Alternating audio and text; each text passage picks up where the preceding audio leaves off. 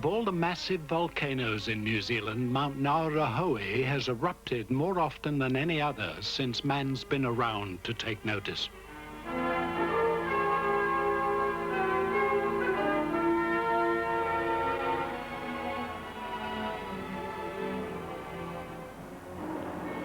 There are at least half a dozen other pauses around the country just as dangerous as this. Just the same, I hope Mount Ngauruhoe doesn't wake up, not just now anyway.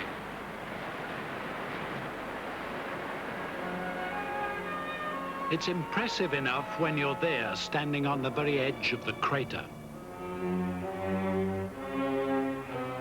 But that's something few people do. Most New Zealanders, in fact, never worry for a moment about the menace the mountain still represents.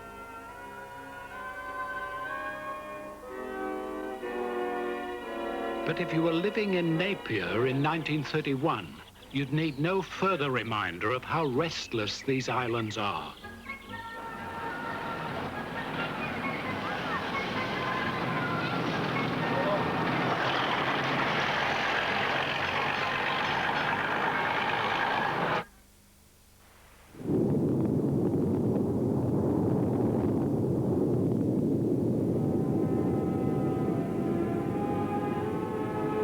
On February the 3rd, Napier was struck by the most disastrous earthquake New Zealand has known.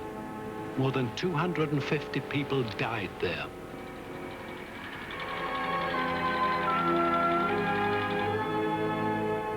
English sailors in port at the time were the first to bring out the dead.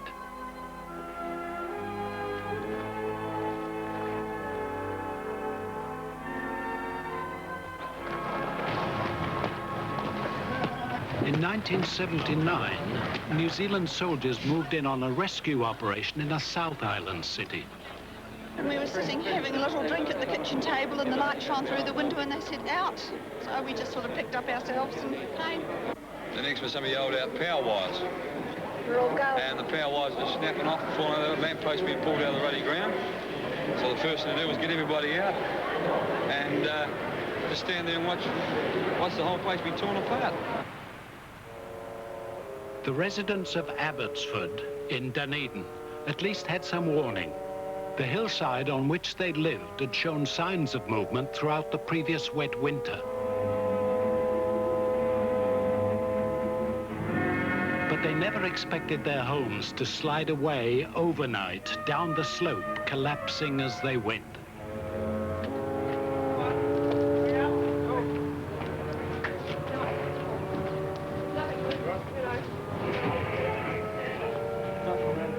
Some escaped relatively unscathed.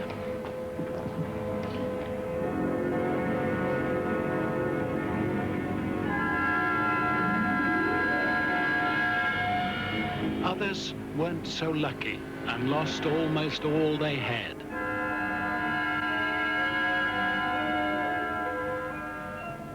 No one, thank goodness, died. The hillside had been unstable even before the first house was built on it. But unlike Napier, this was no instant act of God. Man, as well as nature, had a finger in this unhappy pie. None of the devastation may have occurred if the foot of the slope had not been excavated to make way for a motorway.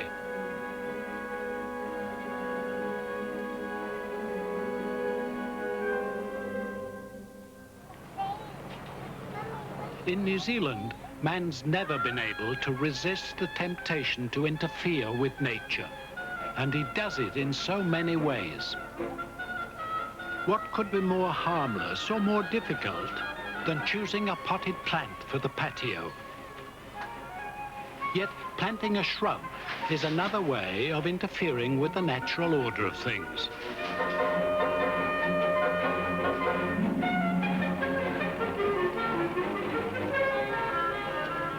Like the pioneers, we're not content to settle for what nature provided in New Zealand.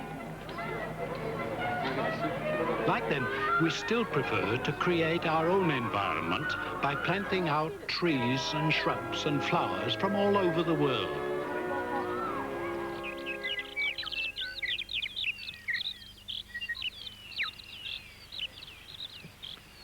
The family that created this garden did exactly the same thing and for much the same reasons. But they'd at least 100 years start on the rest of us.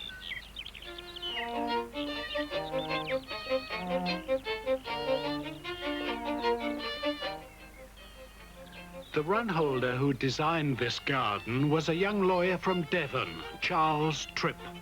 In 1857, he came to the high country of South Canterbury.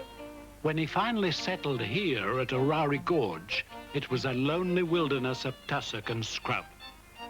What Tripp wanted around him was a corner of Devon or Cornwall.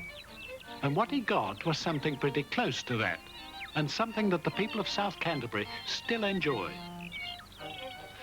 I'd have done the same thing myself if I'd been here at that time, and especially if, like Charles Tripp, I was about to marry and to bring here the daughter of the Bishop of Christchurch.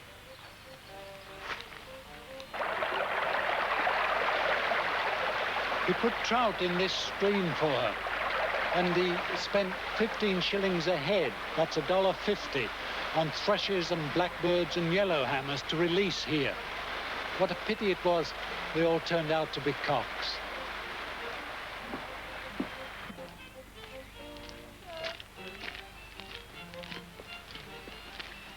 Charles Tripp wasn't the only enthusiastic meddler. He was simply one of the first. And who can blame them? They'd come to a completely alien land. There were few flowers, they had little color. There wasn't a tree, not a shrub, not a plant of any kind that they knew. The only animals were a strange dog and an unfamiliar rat. So they brought in both plants and animals. At first, ones they knew from England, but soon they were bringing them from every corner of the world. The trouble was, they used very little discrimination, and they just didn't know when to stop. The settlers brought them in not only for sentimental reasons, but also for sport.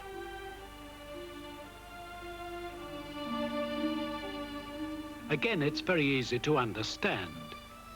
Hunting made a pleasant change from the hard slog that the pioneers faced.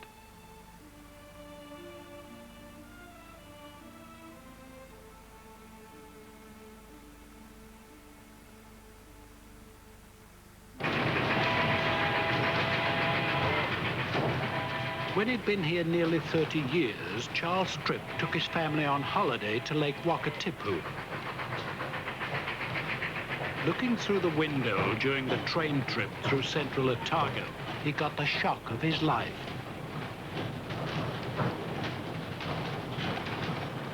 Rabbits were everywhere.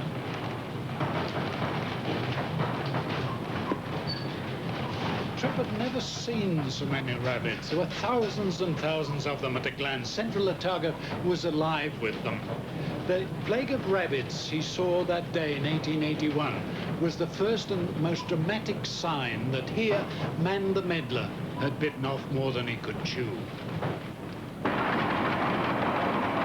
Between central Otago, where the rabbits were, and Tripp's home at Orari Gorge in South Canterbury, was the natural boundary of the Waitaki River, which the rabbits had not yet crossed in force. Tripp realized that the barrier would soon be broken, that rabbits would surge across the river in their thousands. Tripp was so concerned that he started to do something at once. He'd always been an avid letter writer, but now he wrote thousands alerting Canterbury run holders to the impending danger.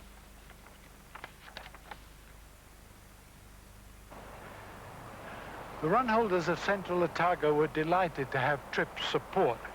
Each year, more and more of their land was becoming bare as hordes of rabbits ate out the last of the tussock grasses. Sheep numbers and wool production were falling, and the settlers' dream of a new life was fast becoming a nightmare. To halt the invasion of South Canterbury, Tripp's solution was to build fences. Fences like this. Tripp's persistent efforts persuaded the government to build one, 120 kilometers long, just north of the Waitaki River. But it never really worked. It was flattened by boulders careering down steep slopes. and wherever it crossed creeks, it was washed out in floods. Rabbits regularly burrowed underneath it and climbed snowdrifts piled against it in winter. 10 years later, Tripp had to petition for another fence. This time it was 270 kilometers long, and they built it a few kilometers still further north. It was, in a sense, a confession of the failure of the first one. Rabbit fences slowed the invasion of Canterbury, but didn't really stop it. That's only the first chapter in the story of the rabbit in New Zealand, but it's one that had to be rewritten for a whole succession of both plants and animals brought here by man.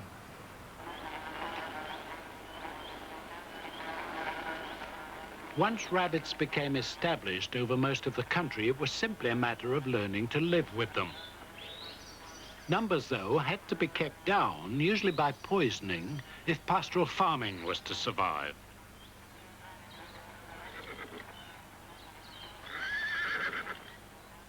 But the men whose job it was to keep the rabbit population in check soon found there was a good market around the world for their skins. So it's hardly surprising that professional rabbiters always made sure that however many rabbits they killed, they always left enough to ensure a good catch the following year. The rabbit hunters were, in effect, rabbit farmers.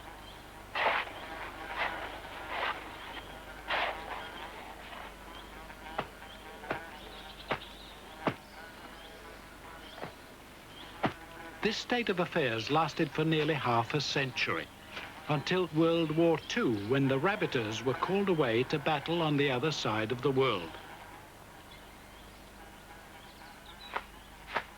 Without any check on their numbers, the rabbits now multiplied enormously. Much more drastic action was called for.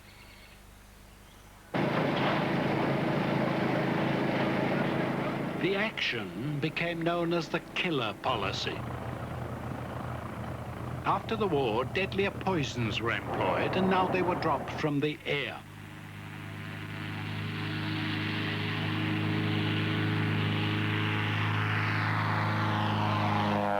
Freelance rabbiters were replaced by men on wages.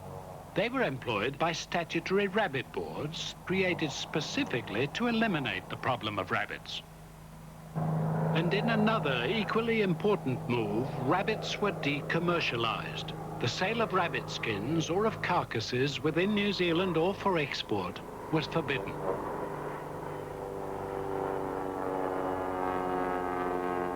The killer policy worked so well that in some districts the rabbit boards ran out of work and turned to other pests like opossums and goats.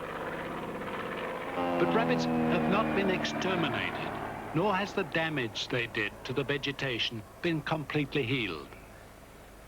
When Charles Tripp and his fellow runholders first came into the high country, these ranges were thickly carpeted with tussock. Today, you'd be lucky or unlucky, depending on your point of view, to see a rabbit here, and the vegetation is slowly coming back. Yet it was the damage done by rabbits, so thoughtlessly introduced, that large parts of this country remain virtually desert, man-made desert.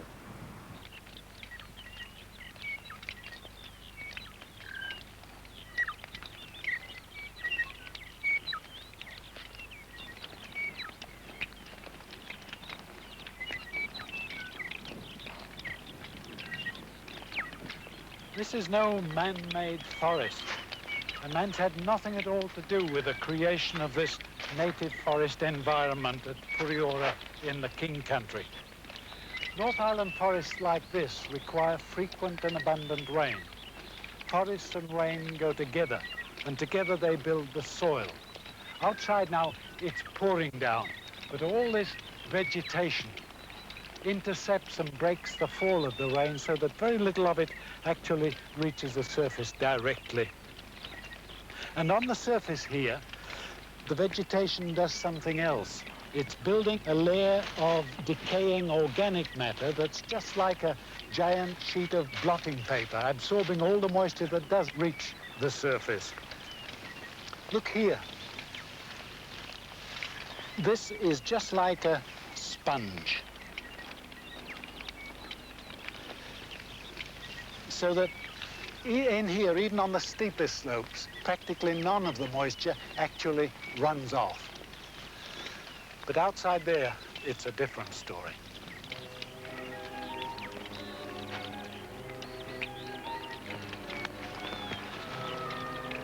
Here the bush has been cleared, as it had to be, I suppose, because the clearing of the bush has been the making of the New Zealand we know today. Just look what clearing the bush does to the land. That blanket of blotting paper has gone, and now the rain falls directly onto the soil. Most of it runs off and carries the precious topsoil with it.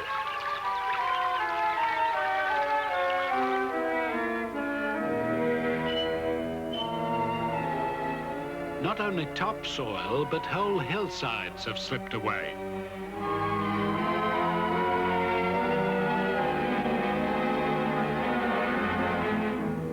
Even before the native forest was stripped off, the hill country of Hawke's Bay and of the East Coast was geologically unstable. The slightest interference provoked nature into immediate retaliation. When city suburbs slide away, it becomes a national disaster. In the hill country, we take little notice. To the farmer and county councils, though, the cost can be a real burden.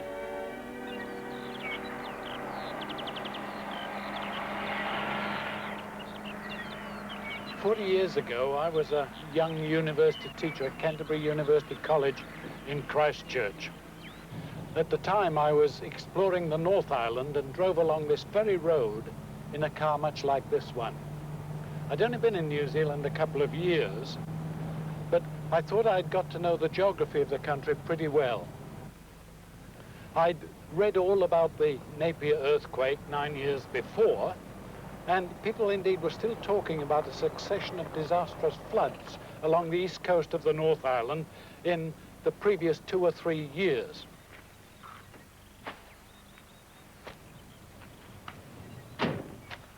None of that, and certainly nothing in my English experience, prepared me for what I was about to see when I got out of the car.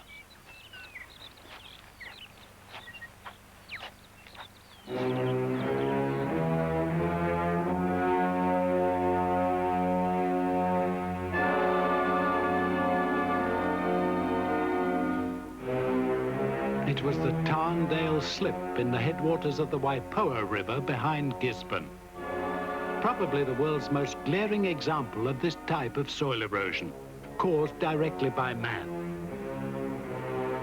Pictures taken at that time were published in a book I wrote on soil erosion.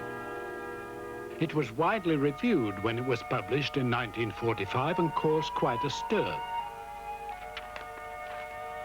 I like to think it went some way at least to awaken New Zealanders to the dangers of soil erosion.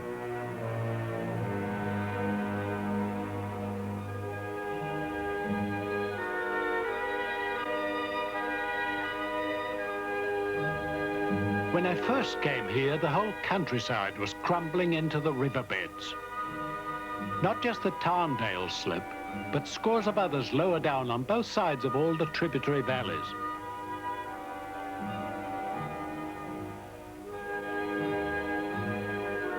Today, those scars have healed. Trees have stabilized the slopes.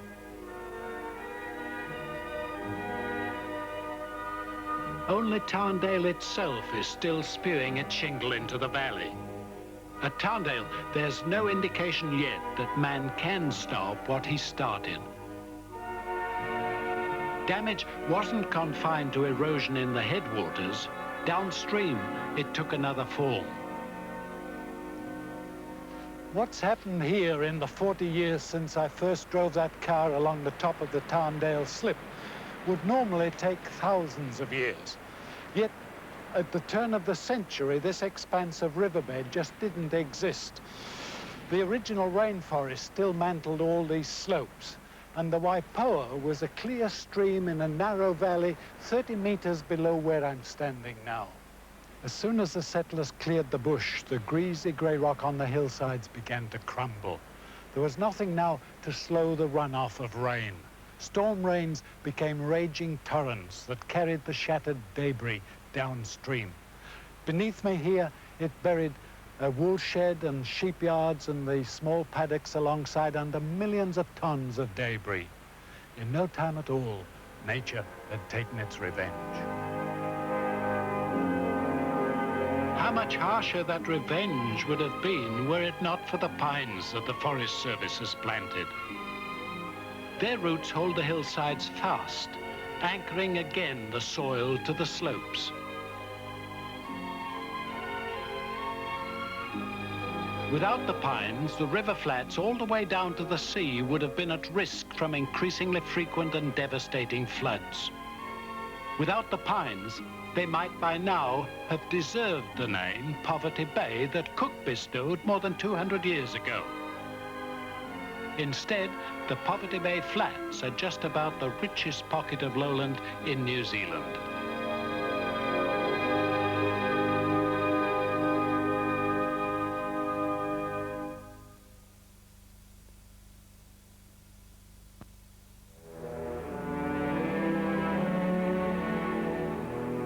Evidence of the damage caused by soil erosion had been staring New Zealand in the face for years. When floods inundated the farms of Poverty Bay in the 1930s, people were still blaming the weather. Of course, heavy rains did play a part, but the real source of these disasters lay in the headwaters of the rivers, at places like Tarndale. Man had interfered and nature was fighting back.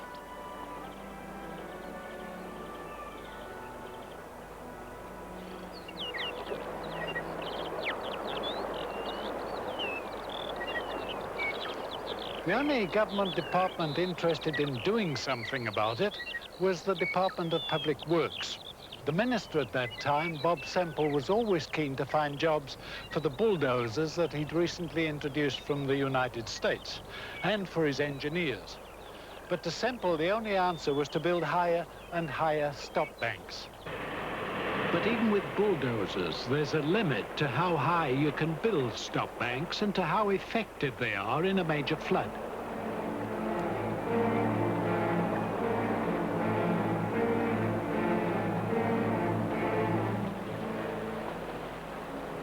No matter how high you build them, they'll always be overtopped until you do something to stop the ever-increasing volumes of water pouring down from the hills.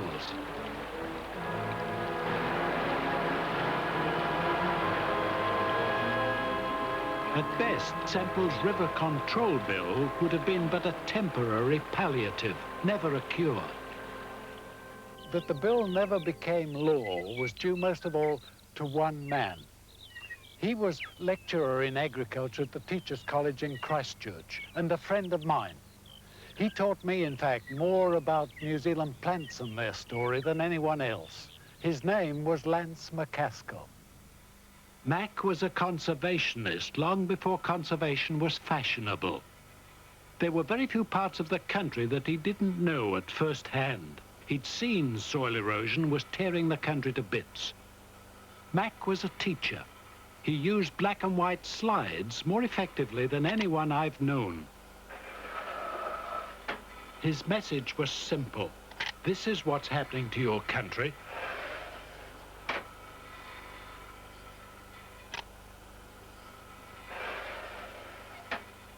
The Rivers Control Bill won't fix it. Keeping the soil where it belongs will. Mac took his travelling slideshow to Parliament, where it persuaded MPs that a broader bill was needed. One providing not only for rivers control on the plains, but also for soil conservation back in the hills.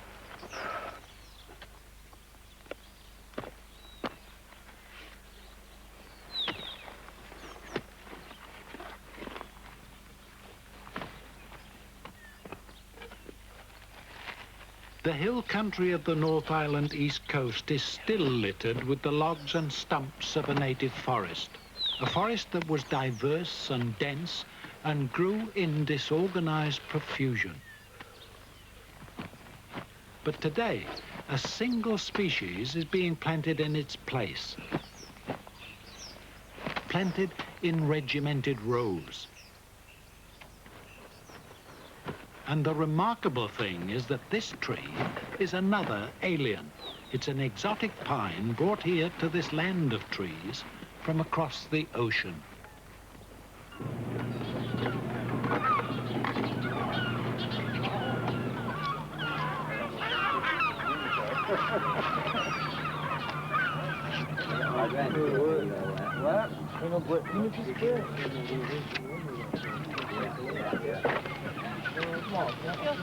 If you think you're a long way from New Zealand, you're right. But there is a link, and it's an important one, because this is Fisherman's Wharf at Monterey on the coast of California. Fisherman's Wharf is a famous tourist attraction. But within sight of the wharf is something else, something that touches the lives of practically all New Zealanders.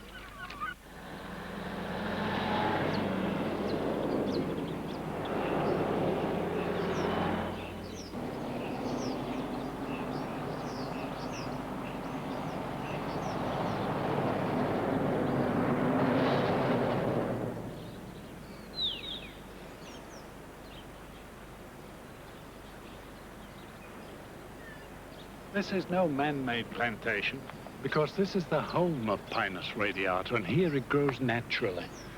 The origin of the millions and millions of pine trees planted in New Zealand is right here in California.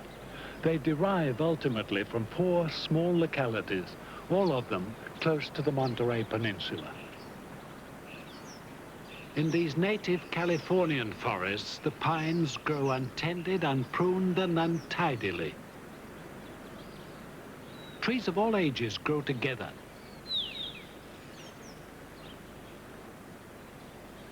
And the one thing you must never do with a Monterey pine in Monterey is cut it down, not even a dead one. You can't even prune one back from your own house without a permit from the city authorities.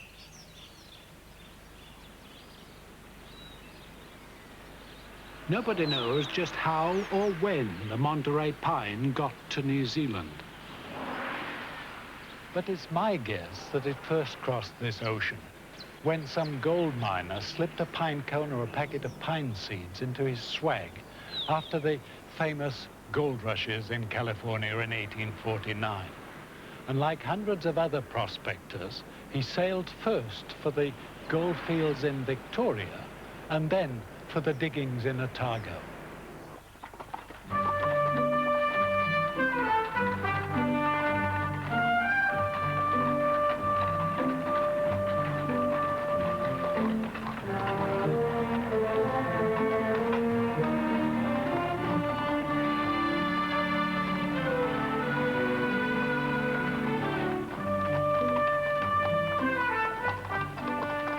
At Naseby in central Otago, there are Monterey pines that were planted by miners when Naseby was a booming gold town in the early 1860s. In New Zealand, the Monterey pine proved easier to grow and it grew more rapidly than any other tree. By the 1870s, shelter belts of pine began to crisscross the open tussock of the Canterbury Plains.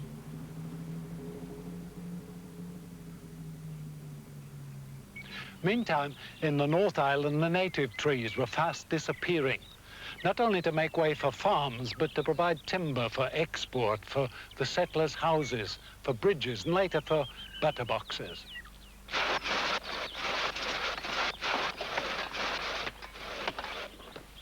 The most sought-after tree was the lordly kauri.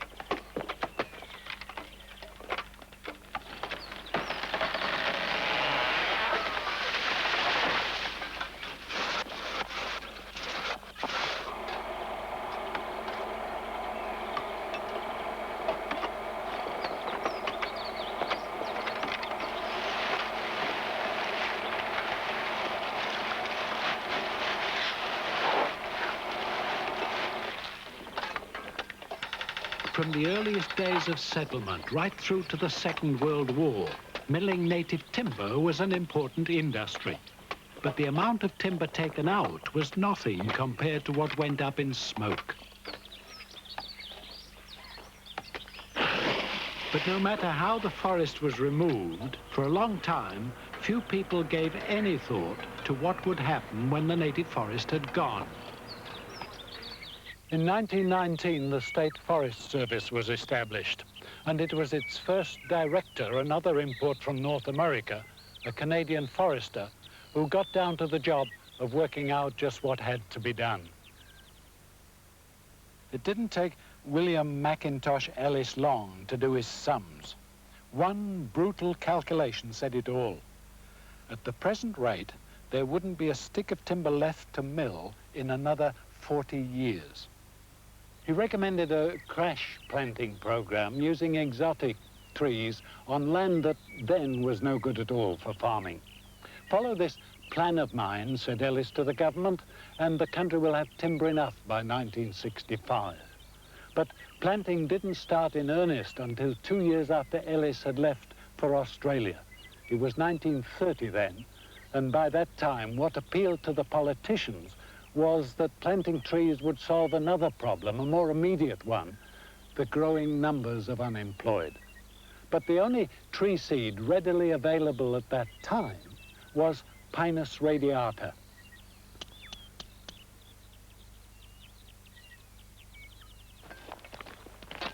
So it was that the largest man-made forest in the world began as a relief measure. Nothing more than what seemed like a good idea at the time for finding jobs. The project didn't really deserve to succeed.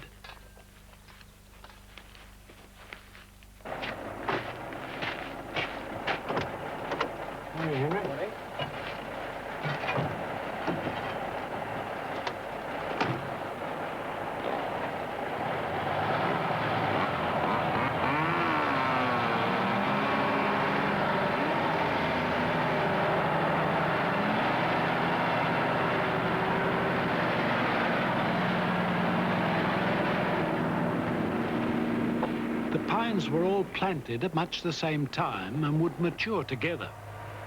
They were nearly all of one species, and the quality of the timber of that species was unknown. Certainly, it was unsuitable for the pulp and paper technology available at the time. All we knew then was that the Monterey pine grew fast in New Zealand and with little trouble.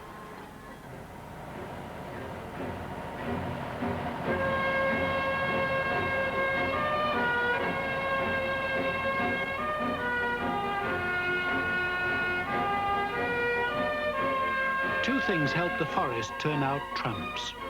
One was the development of chemical methods of preserving timber, tannalizing, and the other was a better pulping technique that could handle the resinous pine.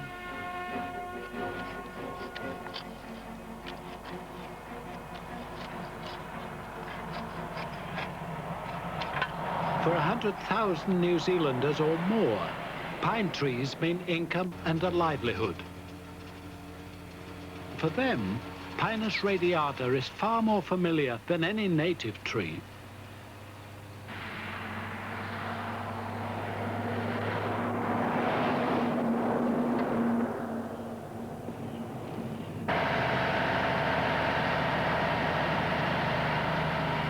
New Zealanders now realize that a great deal of their country's future is bound up with these enormous forests and the timber they produce. But just like the meddlers who cut down the native forest at Tarndale and elsewhere in the North Island, the men responsible for planting these trees had little idea what the consequences of their action would be. This time, though, we've been lucky. So far, It's turned out to be a tremendously profitable gamble. Outside our cities, the Gorse State Forest is one of the most impressive landmarks man has made in New Zealand.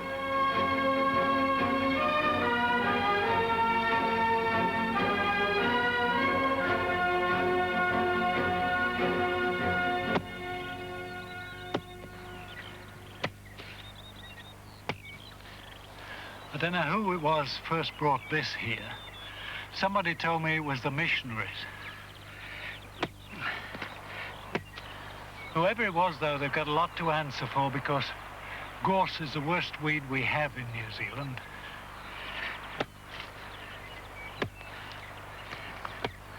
Like Pinus radiata, gorse grows far better here than it ever did where it came from. It was planted first in New Zealand by early settlers as an ornamental garden shrub and also as a hedge plant. Plants for hedges: 10,000 sweetbriar, 10,000 firs, gorse or whin. Agricultural seeds: 100 weight firs, gorse or whin. W. Wilson, nursery and seedsman.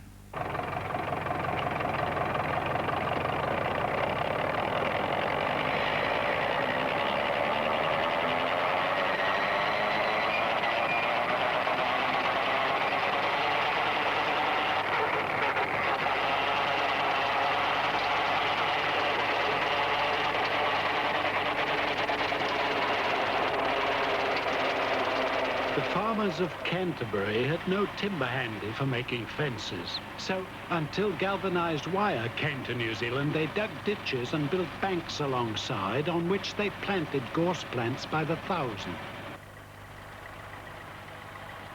The only trouble was that unless the gorse was trimmed, it spread into paddocks and into the road alongside.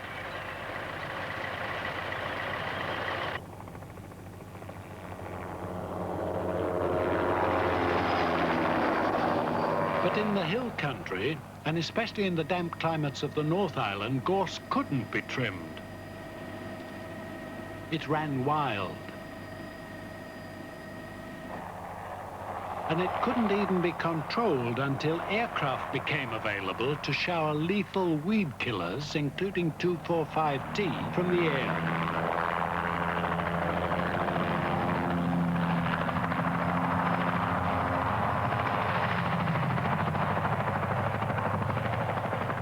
Despite such sophisticated technology, the nation's capital remains under threat of invasion by gorse.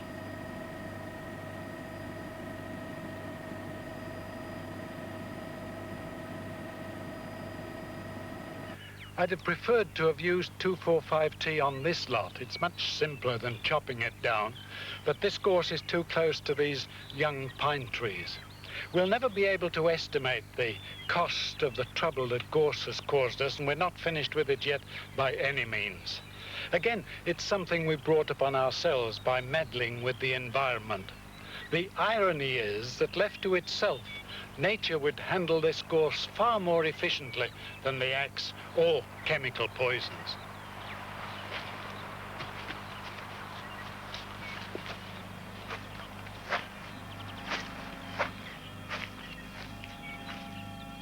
If we ever locked up New Zealand for 40 years or more and let the native bush come back, neither the gorse nor any of the aliens we've introduced would stand a chance.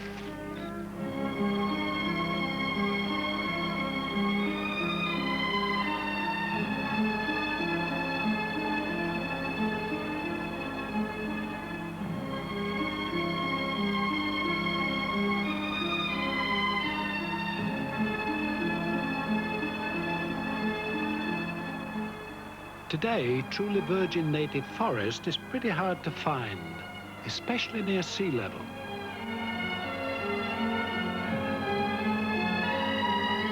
We find it only where the land is impossible to farm and stands virtually on end.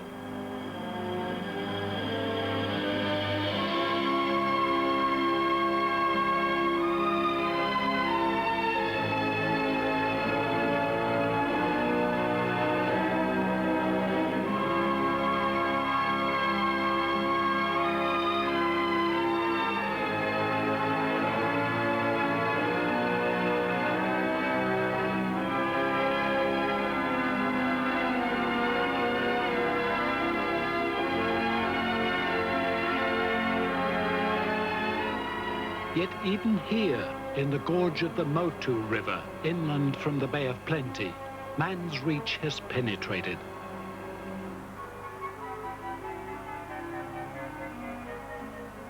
Man himself directly has left no mark. Indirectly, though, despite the isolation, his impact has been felt even here.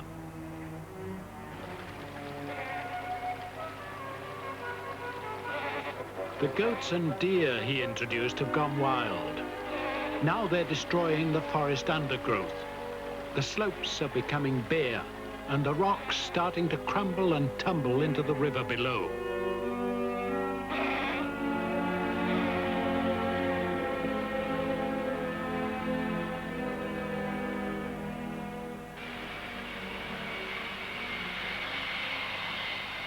Captain Cook brought the first animal pest to New Zealand by sea.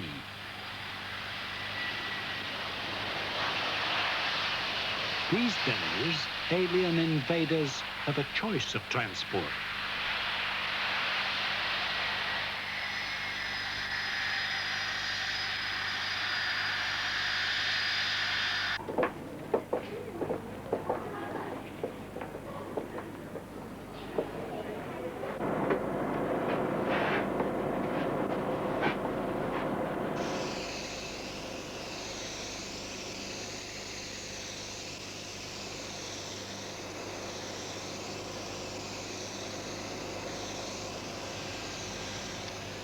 Today, jet aircraft arrive in New Zealand regularly from places that ships never came from.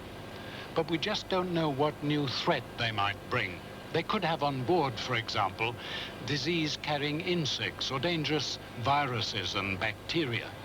And we don't know what plant diseases there might be in East Asia that, if introduced here, could devastate a bonanza crop like kiwi fruit. Now, though, we've made it difficult for the meddlers to act as irresponsibly as they did for more than 100 years. But it's still difficult to control pests. Pests that could be even more dangerous to New Zealand than gorse and goats and rabbits. The most dangerous pest that could be turned loose in New Zealand would be a disease of domestic livestock that could ruin the New Zealand economy. The risks are so great that for 20 years from 1952, the government wouldn't allow anyone to bring sheep to New Zealand. In 1972, it relented and imported 4 new breeds. Normal quarantine wasn't enough. Mana Island off the coast of Wellington was set aside as a special security farm.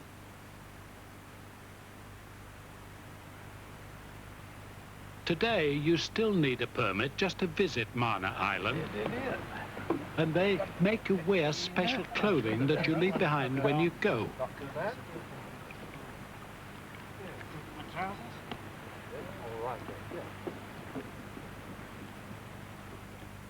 The intention was to establish on Mana Island the most fertile sheep in the world and to cross them with the New Zealand Romney. The imports themselves would never leave Mana, only their offspring. If it worked, there would be from 10 to 15 million more lambs to export from New Zealand each year. From England came the Oxford Down. From Germany, the East Frisian and the Oldenburg. But most important of all was a breed from the Baltic called the Finn. A breed so prolific that it has a litter of as many as 5 or 6 lambs at a time. But in 1976, an isolated case of the dreaded virus disease, Scrapie, was found in one of the East Frisian ewes. Only one thing could be worse: foot and mouth disease. As a precaution, all the sheep of that breed and all their crossbred offspring were destroyed.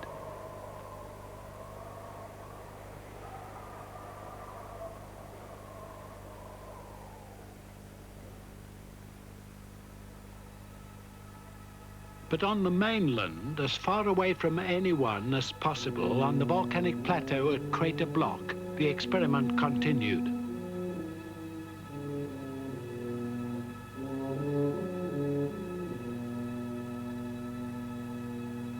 Here they'd established several hundred crossbred ewes. For 2 years, the flocks increased with not a sign of Scrapie. It looked as if all the elaborate precautions were paying off after all. Until, in the midwinter of 1978, the dreaded Scrapie showed up again, this time in the crossbreds at Crater Block. That was it. Every sheep in that experiment, both here at Crater Block and back there on Mana Island, now had to be destroyed. The Scrapie virus had obviously come to New Zealand with the new breeds. And to slaughter every sheep and burn or bury every carcass was the only way to be sure of getting rid of it.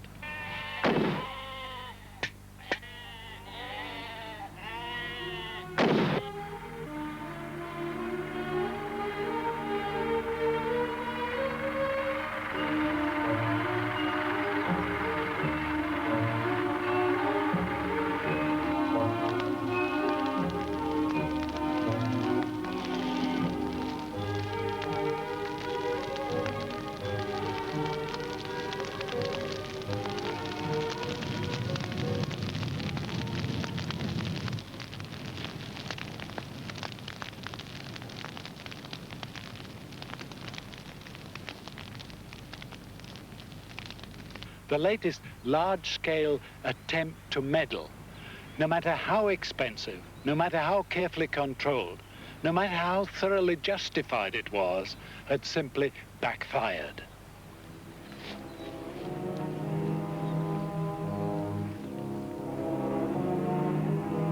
Just as sheep have gone from Mana Island, they've gone too from Crater Block. Since sheep are not allowed here, that pine from Monterey has been planted. And the soil in which they grow is ash from that volcano up there. Tarawera split wide open in 1886 without warning. The Mana Island Crater Block experience indicates how much of our future, for better or worse, is for us to decide. Tarawera is a sobering reminder that the last word lies always with nature.